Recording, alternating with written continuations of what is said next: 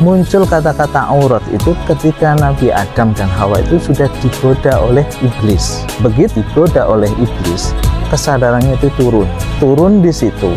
Itu bukan turun ke dunia, enggak, tapi kesadarannya turun menjadi makhluk yang murni bumi, makhluk yang mengentertain desires-nya, nafsu-nafsunya, sehingga apa? Ketika melihat segala sesuatu jadi berbeda. Perintah hijab di situ semata-mata untuk menjaga kemuliaan perempuan, agar mereka punya identitas, dikenali, tidak diganggu. Sehingga kemudian kalau kita pahami filosofi, cara melihat hukum, kaidah fikihnya seperti itu, kita punya kerelaan gitu ya. Ini nggak ada urusannya dengan wajib dan tidak.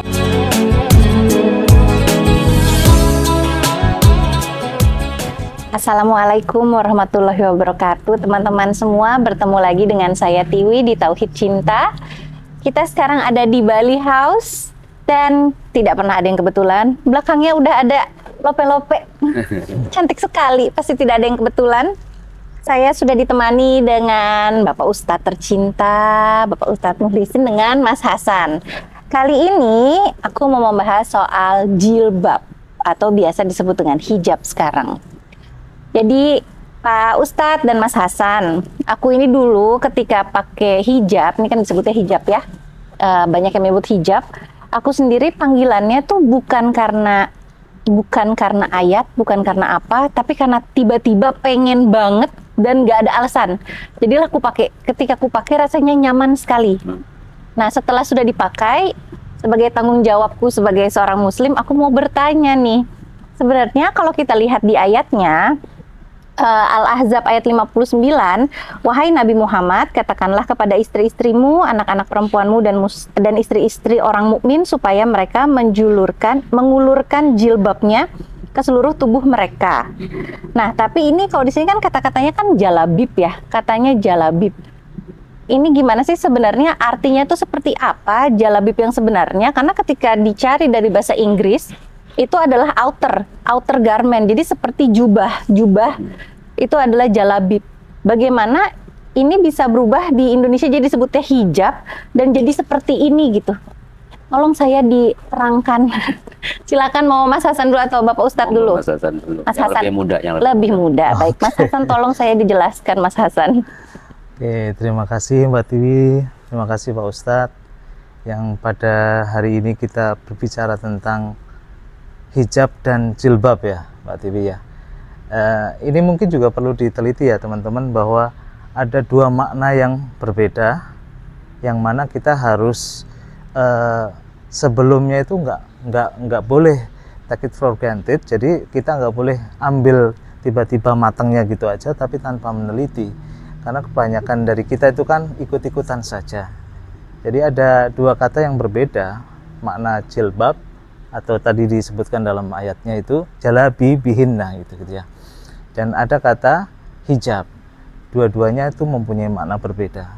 Tadi benar bahwa jilbab dari kata jalabi bihinna itu bermakna itu semacam kayak baju penutup dari atas kepala sampai ke bawah. Nah, itu baju khas orang-orang Timur Tengah, termasuk juga Maroko. Itu berbeda dengan yang kita orang Indonesia sebut sebagai kerudung atau hijab. Nah, kata hijab sendiri itu malah juga menurut aku distorsi makna ketika kita sebut sebagai hijab, padahal sebenarnya dalam Quran itu disebut sebagai jilbab. Jilbab tadi saya sebutkan sebagai baju yang menutupi seluruh tubuh kita, mungkin selain telapak tangan kita yang terlihat sama muka kita ya. Seperti kalau kita inilah ada, kalau dalam sholat pakai mukena. Nah, mukena itu lebih tepat kalau di sana itu disebut sebagai jilbab.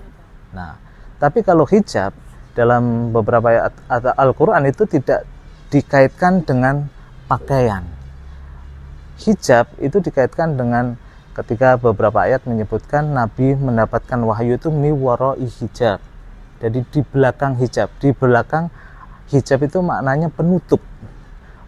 Di situ ada tutup yang dimana Nabi itu bisa menyaksikan di balik tutup itu atau di balik satir itu bahwa ada wahyu yang datang kepada beliau.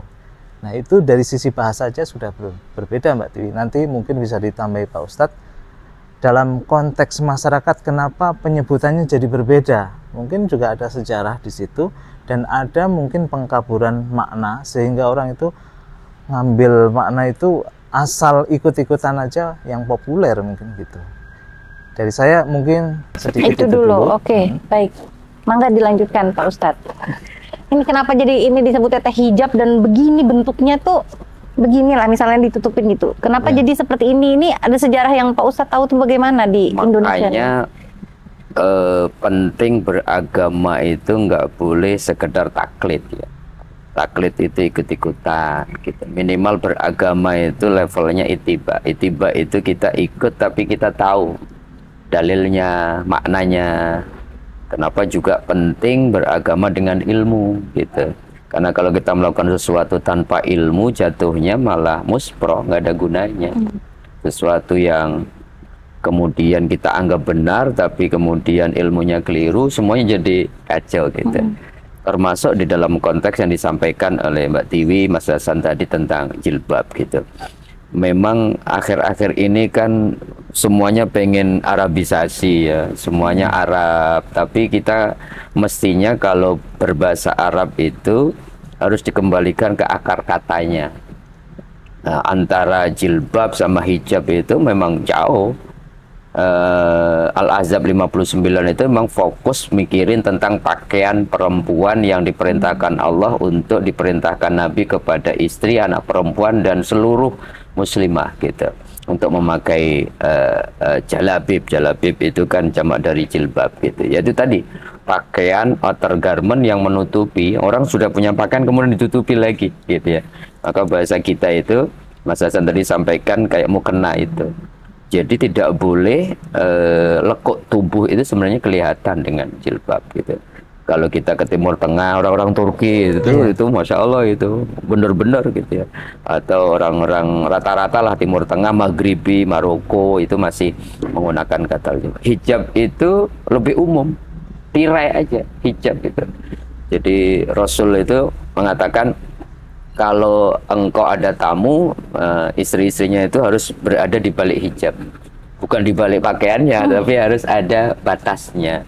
Atau kemudian tadi Mas Hasan sampaikan gitu, hijab itu benar-benar penutup secara umum ya. Rasulullah itu salah satu dapat wahyunya selain dapat langsung dari Jibril, tapi kadang-kadang Nabi di balik hijab kemudian dapat wahyu suara, itu salah satunya. Oleh karenanya poinnya kan sekarang sebenarnya yang diperintahkan Allah itu apa sih sebenarnya? Apakah pakai kerudung? Apakah pakai jilbab? Ataukah pakai hijab? Gitu.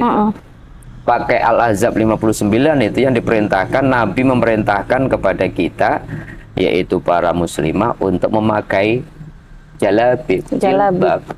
Jilbab itu pakaian yang kemudian menutupi seluruh tubuhnya kecuali muka dan telapak tangan gitu. Bagaimana fashionnya itu urusan masing-masing, tetapi poinnya jilbab itu sehingga kemudian kalau sekarang yang ada di masuknya apa Mas Hasan? Gradasi ya. Jadi jilbab berubah jadi hijab gitu. Itu apalagi kemudian hijabnya dimaknai tiba-tiba jadi jilbab ya. Jilbab bahasa Indonesia dengan jilbab bahasa Arab jauh banget. Jadinya cuman sekedar yang difokuskan cuman di sininya. Sininya rapi tapi sininya Masya Allah gitu. Bawahnya bolong. Bayangannya kalau anak-anak sekarang sininya solehah, ini solehot gitu. Ya itu yang malah kemudian poin dari Al-Ahzab 59, kenapa kita diperintahkan, muslimah diperintahkan pakai jilbab, apa tadi? Agar kalian dikenal sebagai muslimah, sebagai identitas diri, dan agar kalian terhindar dari gangguan. Tapi kalau sini hijab, kemudian ini soleha, ini solehot, malah kemudian identitasnya malah merendahkan Islam, malah orang kemudian sweet gitu, gangguannya malah menarik gangguan. Oleh karena itu poin pertama. Poin kedua saya kira di dalam memahami agama itu tidak boleh satu ayat dijadikan satu kesimpulan. Maka ada tafsir yang hari ini trending yang dijadikan apa ya, kayak semacam tren tafsir sekarang itu namanya tafsir maudhu'i, tafsir tematik berarti.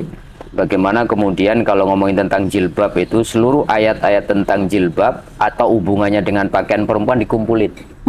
Baru kemudian dibahas satu persatu, baru dapat kesimpulan. Kalau ngomongin tentang jilbab bagian perempuan nggak boleh dibaca cuman Al-Ahzab 59, harus dibaca Al-A'raf 26, harus dibaca An-Nur 31. Ternyata konteksnya beda-beda. Kalau Al-Ahzab 59 pakaian perempuan, kalau Al-A'raf 26 pakaiannya menutup aurat. Jadi ada lebih spesifik lagi aurat. Dan kemudian di situ ada konteks bahwa walibasut taqwa. Pakaian takwa itu lebih mulia gitu. Artinya apa? Bukan sekedar jilbabmu engkau pakai, tapi pakaian takwa, pakaian akhlak, bagaimana engkau merepresentasi identitas muslimahmu bukan segera dengan pakaian, tapi tunjukkan dong gitu ya, dengan akhlak yang baik, dengan kesolehahan, dengan akhlak yang mulia. Tetapi yang menarik di dalam konteks An-Nur 31 di situ konteksnya kenapa kita diperintahkan pakaian yang menutupi itu agar bisa orang lain menjaga pandangannya. Jadi konteksnya itu pihak luar. Jadi kira-kira begini, janganlah kita memberikan ruang-ruang untuk kemudian melakukan fitnah dengan kita atau kemudian mengganggu kita. Sehingga kemudian kan banyak sekarang, memang laki-laki aja matanya nggak pernah disekolahin gitu. Ya padahal harus ada kerjasama dong. Kita udah sekolah-sekolah gitu, kita di mall kita nggak siap, tiba-tiba di depan kita kan kita nggak bisa milih. Tiba-tiba ada pemandangan yang kemudian namanya mata itu ya pandangan pertama itu bonus katanya. Betul, iya kan? An-nadrul ula laka wa nadrul tsani alaika. Pandangan pertamamu itu hadiahmu, tapi pandangan kedua itu engkau punya tanggung jawab. Karena apa? Karena kalau kita mau ketemu orang, kalau di mall, di tempat umum kan kita nggak pilih, nggak bisa milih ketemu siapa. Tapi setelah kita ngelihat pandangan kedua, kita mau meneruskan, sayang nih, alhamdulillah, gitu. Atau kemudian kita alihkan pandangan kita, itu sudah menjadi tanggung jawab kita. Jadi harus dilihat secara utuh. Poinnya apa yang ingin saya sampaikan? Betapa Islam ingin memuliakan perempuan, sehingga kemudian mereka disuruh menutupi bagian tubuhnya agar jangan sampai membuat orang lain kemudian mengganggumu, atau kemudian agar identitasmu diketahui bahwa kau orang baik-baik, engkau muslimah yang baik, sehingga kemudian tunjukkan juga identitas itu dengan akhlakmu. Kalau itu dibaca secara utuh 3 ayat itu keren, sehingga kemudian nanti pertanyaan-pertanyaan selanjutnya menjadi lebih mudah kita jelaskan kepada banyak orang. Terima kasih jawabannya. Aduh teman-teman, lihat tuh dibahas satu persatu. Ini ada pertanyaan selanjutnya nih, menambahkan yang ini ya, Mas Hasan dan Pak Ustadz. Jadi kan sebenarnya di sini disebutkan bahwa mengulurkan jilbabnya itu agar mereka lebih mudah untuk dikenali sehingga mereka tidak diganggu. Di kalimat ini tidak disebutkan bahwa jilbab itu wajib dan kalau tidak dilakukan menjadi dosa. Di ayat ini disebutkan bahwa memang ini tuh supaya akhirnya untuk kebaikan kita, bukan karena perihal dosanya tersebut gitu. Bagaimana Mas Hasan dan Pak Ustadz meluruskan permasalahan kita pakai jilbab itu wajib, gitu. Dan kalau nggak dilakukan menjadi dosa. Padahal di sini juga Allah Maha Pengampun lagi Maha Penyayang. Kenapa manusianya yang malah jadi suka menghujat? Kamu tuh nggak pakai jilbab, kamu tuh dosa gitu. Ini sebenarnya nih misleknya di mana sih Pak Ustadz sama Mas Hasan? Mangga atuh silakan. Ustadz duluan. Gantian. Gini. Jadi kata wajib itu ini seperti arahan dan seperti dalam konteks gini. Anjuran ya. Kalau di dalam ilmu usul fikih, al aslu fil amri itu wajibun. Jadi asal hukum perintah itu wajib. Jadi jangan kemudian nyari ayat-ayat yang secara spesifik kata-katanya saya wajibkan. Gitu. Sehingga kemudian ketika ini Allah mengatakan, katakan kepada istrimu, anak-anak perempuanmu, dan istri-istri kaum muslimin. Di situ para usul fikih mengatakan, di situ ada perintah. Nah, perintah itu sebenarnya di dalamnya ada secara fikih namanya wajib. Gitu. Sehingga kemudian konsekuensi dari wajib itu kalau tidak dilakukan konteksnya adalah dosa, kalau dilakukan dapat pahala. Itu yang pertama. Sehingga kemudian bukan tidak ada kata wajib kemudian tidak wajib. Jadi ada satu kaidah untuk memahami sebuah teks, tetapi tadi Mbak Tiwi benar. Jadi kita harus dipahami secara utuh bahwa apa yang diwajibkan, diperintahkan oleh Allah itu pasti manfaatnya untuk buat diri kita manusia. sendiri. Nggak ada urusannya dengan Tuhan. Tuhan itu mau semua orang kafir, semua makhluknya tidak berhijab, yang perempuan ya, kalau yang laki-laki memang harus jangan, gitu ya. nggak usah pakai. Teman-teman yang laki-laki gitu. mohon tidak usah berhijab, tidak apa, itu untuk kami saja. Jadi itu tidak mengurangi sedikit pun kemuliaan Tuhan. Tetapi pahamilah bahwa seluruh perintah Tuhan demi kebaikanmu, seluruh larangannya adalah demi menjaga Dirimu terhindar dari kemudorotan atau hal-hal negatif. Maka tadi betul, perintah hijab di situ semata-mata untuk menjaga kemuliaan perempuan, agar mereka punya identitas, dikenali, tidak diganggu. Sehingga kemudian kalau kita pahami filosofi, cara melihat hukum, kaidah fikihnya seperti itu, kita mesti Mbak Tiwi tadi punya kerelaan gitu ya. Ini nggak ada urusannya dengan wajib dan tidak, tetapi kalau secara hukum kan memang harus ada gradasi, ada wajib, ada sunnah, ada mubah, ada makruh. Sebab ini aturan. Seperti misalkan kemudian kita pakai helm, nggak diperintahkan, nggak ada undang-undangnya, nggak ada masalah. Karena apa? Helm itu akan memproteksi kita kalau terjadi kecelakaan untuk kebaikan kita. Jadi kenapa Anda pakai helm? Nggak ada urusannya, saya nggak takut polisi atau apa, karena itu untuk kebaikan saya. Jadi kira-kira gambarannya seperti itu. Sehingga kalau filosofi ini disampaikan kepada orang-orang, kemudian orang melakukan bukan karena keterpaksaan takut dosa, tapi karena saya mendapatkan manfaat dari memakai hijab itu. Sehingga kemudian kalau orang belum punya kesadaran bahwa dia masih belum bisa pakai jilbab ya, bukan hijab, kemudian ya sudah gitu, maka kemudian dia bisa merepresentasi kemuslimahannya dengan identitas libasut taqwa, dengan akhlaknya, dengan ini nggak usah kita stereotip, stigma, Anda dosa, Anda segala macam. Saya kira kalau itu kemudian dibaca secara utuh, lebih enaklah cara beragama, kira-kira begitu. Indah sekali ya teman-teman ya. Silakan Mas Hasan ditambahkan. Terima kasih Mbak Tiwi. Sebelum bahas masalah wajib atau tidak wajib yang tadi sudah disinggung oleh Pak Ustadz, saya boleh nggak bertanya ke Mbak Tiwi langsung gitu? Alasan orang memakai hijab atau jilbab itu kan biasanya untuk menutup aurat, ya kan? Tahu nggak Mbak Tiwi, aurat itu apa? Itu deh, sebenarnya itu mau jadi pertanyaan saya yang selanjutnya.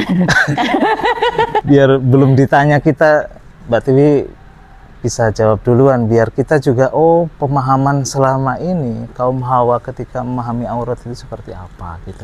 Kalau menurut saya pribadi, aurat itu sebenarnya kalau diucapkan di Al-Quran itu kan sebenarnya perhiasan.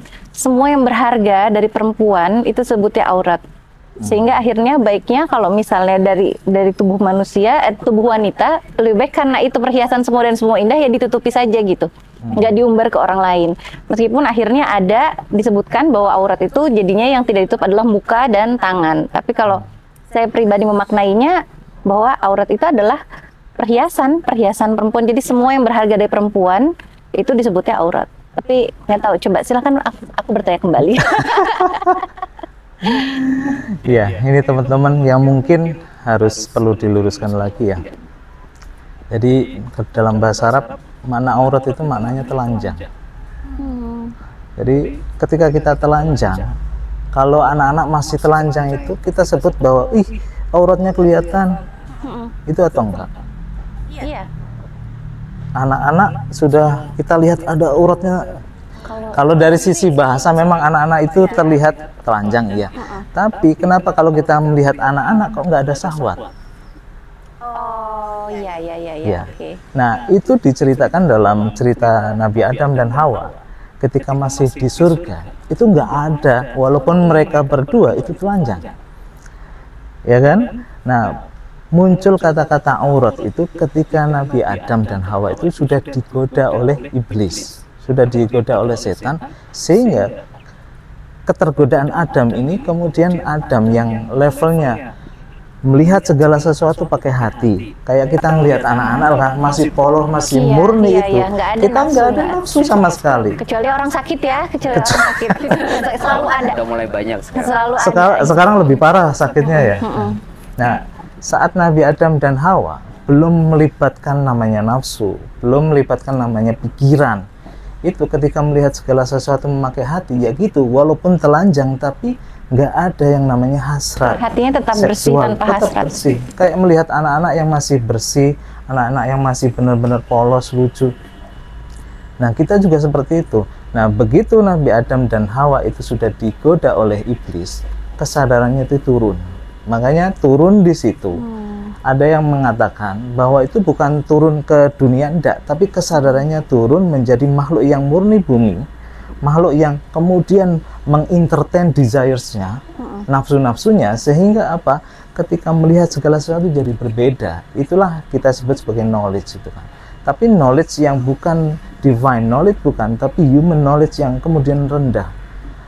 Summa radadnahu asfala safilin. Padahal manusia awalnya kan laqad khalaqnal insana fi ahsani taqwim. Sungguh kami ciptakan manusia itu sebaik-baik bentuk, seindah-indah ciptaan, setinggi-tinggi atau semulia-mulianya makhluk gitu kan.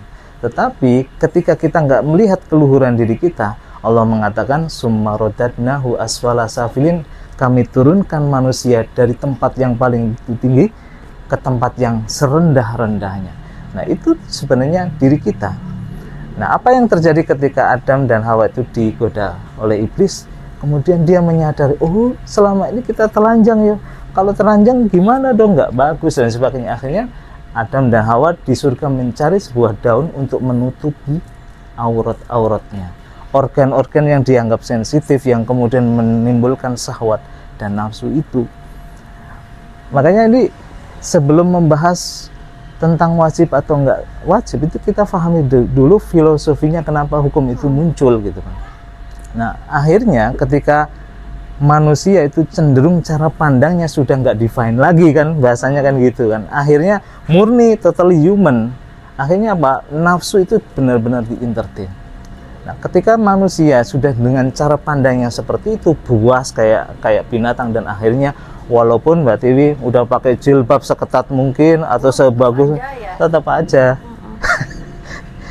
Ini kan nggak menyelesaikan masalah akhirnya kan kalau dilihat dari situ. Nah, tapi Islam itu bagusnya kalau menurut saya dari sudut pandang saya itu lebih baik mencegah. Lebih baik mencegah daripada mengumbar. Kalau mengumbar kan mudah aja kan, kemudian memicu nafsu atau memicu orang itu untuk melakukan pelecehan seksual dan sebagainya. Tapi dengan memakai jilbab atau dengan sekarang nyebutnya hijab gitu kan. Saya jadi mau nyebutnya jilbab lagi aja deh kalau ngomong jilbab ya. Kayak lebih masuk secara filosofi gitu. Iya. Dengan jilbab itu akhirnya kita itu ada proteksi minimal dari diri kita sendiri yang tadi kita dikatakan Pak Ustadz itu, tetapi proteksi yang lebih esensial itu perisai takwa itu atau baju ketakwaan itu. Walaupun secara syariat itu kita sebelum orang mengantisipasi orang lah, pandangan orang yang kemudian bisa menimbulkan syahwat dan sebagainya, kita pakai hijab itu. Ya, itu harus dipahami bahwa aurat selama ini tuh kayak diasosiasikan sebagai merujuk pada organ-organ yang intim aja gitu kan, yang menimbulkan syahwat, padahal tidak. Nah, itu sih Mbak Tiwi. Nah, nanti akhirnya disambungkan dengan Pak Ustadz, kenapa itu wajib? Ya karena zamannya sudah seperti ini, itu lebih baik diwajibkan, ya kan, walaupun tidak menutup kemungkinan kalau orang-orang yang katakanlah bisa menjaga dirinya nggak pakai hijab pun, asal dia bisa memproteksi diri dia sendiri, tidak mengumbarkan gerakan-gerakan yang menimbulkan syahwat atau kemolekan-kemolekan yang mengundang orang itu, ya nggak pakai hijab di situ, dalam konteks itu ya sah-sah aja, boleh-boleh aja punya pandangan seperti itu. Toh sebenarnya ada khilafiyah, ada perbedaan pendapat kok dalam menyingkapi ini dari berbagai ulama itu. Oke, baik. Teman-teman luar biasa ya penjelasannya. Hanya ini baru kita membahas jilbab aja teman-teman. Ini ayat di Al-Quran ada berapa banyak, ini Al-Quran setebal apa, baru ngebahas satu aja. Memang pembahasannya pun juga bisa berbeda, orang bisa punya pendapat yang berbeda. Semoga kita, terutama saya dan para wanita-wanita muslim juga, akhirnya bisa lebih mencerdaskan diri dalam mempelajari segala sesuatu, sehingga bukan cuma ikut apa kata orang, apa kata masyarakat, mengikuti konstruksi masyarakat sosial yang sebenarnya suka lebih judgement gitu. Semoga kita semua perempuan-perempuan terus bisa menjadi perempuan yang muslim, mukmin, sakinah, mawaddah warahmah jadi semua sekalian. Supaya akhirnya kita tidak hanya menggunakan pakaian takwanya, tapi juga sifat-sifat takwanya juga kita juga adakan di diri kita, sehingga kita jadi bisa melihat bahwa Islam itu damai sekali. Islam itu seharusnya damai sekali, sehingga kita janganlah menjadi contoh hal-hal yang tidak damai dalam keislaman. Kalau dari sini Mbak Tiwi, masih pengen pakai hijab atau lepas hijab? Kalau ini soalnya pengen banget, ini tuh nyaman, ini nyaman. Jadi atau termasuk fashion gitu ya? Iya, jadi ini memang jadi caranya. Nggak tahu kenapa di sininya yang pengen banget karena nyamannya begini gitu, nyaman banget begini. Preventif tadi saya kira sepakat dengan saya. Wala taqrabu zina itu kan preventif, jangan kau dekati.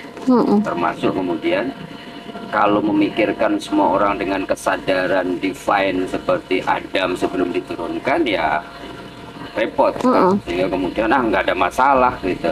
Maka ada khilafiyah kalau orang sudah mohon maaf usia sepuh gitu, ada madhab yang mengatakan nggak perlu pakai hijab lagi karena udah nggak menarik gitu ya, dalam konteks syahwat.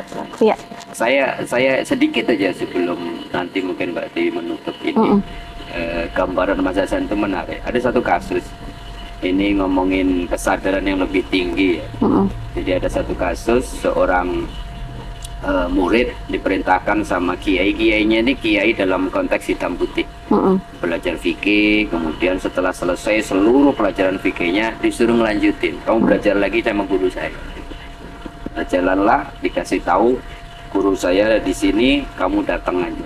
Pas datang kemudian langsung diajak pergi sama guru yang satu ini. Ternyata ini guru sufi. Waktu datang kemudian dia harus menyeberangi sungai pakai getek lah gitu. Yang menarik itu ada perempuan yang bukan mahramnya, dan kemudian guru itu langsung aja tuh megang perempuan dibantuin naik gitu. Langsung muridnya yang pikir tadi, wah salah guru ini saya, masa bukan mahram main pegang aja nggak boleh gitu. Ya sudah, kita mau nanya kok nggak enak, baru jadi murid gitu. Akhirnya sampai di pesantren ditanya, mohon maaf nih guru, ini kira-kira sebelum saya lanjutin nih mau jadi murid atau enggak, saya harus konfirmasi dulu bener nggak ini gurunya. Kenapa gitu? Saya tadi kepikiran terus gitu. Ini guru nggak salah ngajarin saya. Kenapa tadi perempuan enteng aja ditarik kemudian dipegang tangannya untuk naik ke perahu. Gurunya sederhana. Kamu masih mikirin itu ya? Kan poinnya itu sebenarnya. Jadi yang harus dijilbab itu pikirannya kan Pak Ustadz. Kamu masih mikirin, kesadaran masih di situ. Lalu saya udah habis itu saya bantu dia nggak ada apa. Baru dia, oh ya saya harus naik level lagi nih cara beragama, tidak sekedar jilbab yang menutupi segala macam, tapi auratnya aurat yang lebih tinggi, atau jilbab takwanya tadi yang diajarkan oleh sang guru sufi. Baik, adem banget teman-teman. Jadi ini jadi hobi baru saya nih teman-teman. Nanti ketemu lagi ya dengan saya, dengan pertanyaan-pertanyaan saya yang sebenarnya basic-basic, tapi kadang suka menggelitik kalau nggak ditanya ke yang seharusnya gitu. Kadang-kadang saya suka baca-baca sendiri, kok ini gini, kok ini gitu. Dibandingkan saya jadi suuzon, lebih baik saya tanyakan biar saya jadi lebih cerdas, saya lebih paham, dan akhirnya bisa bermanfaat untuk orang lain. Tadi ada pembahasan dengan Pak Ustadz bahwa sebagai manusia itu kita harus membereskan diri dulu sebagai insan, sebagai umat Allah, karena kalau hidup sudah beres, sudah benar, akhirnya kita mau menjadi naik kelas menjadi khalifah di muka bumi ini kan, sehingga memberikan manfaat ke orang lain. Bagaimana kita ada di dunia ini, tapi kita membawa manfaat untuk orang lain dan menjadi tangan kanan Tuhan, mungkin dalam membantu sesama, mungkin dalam meningkatkan kesadaran, mungkin dalam pemahaman Islam yang lebih baik gitu. Baik, terima kasih semuanya, terima kasih Pak Ustadz, terima kasih Mas. Assalamualaikum warahmatullahi wabarakatuh.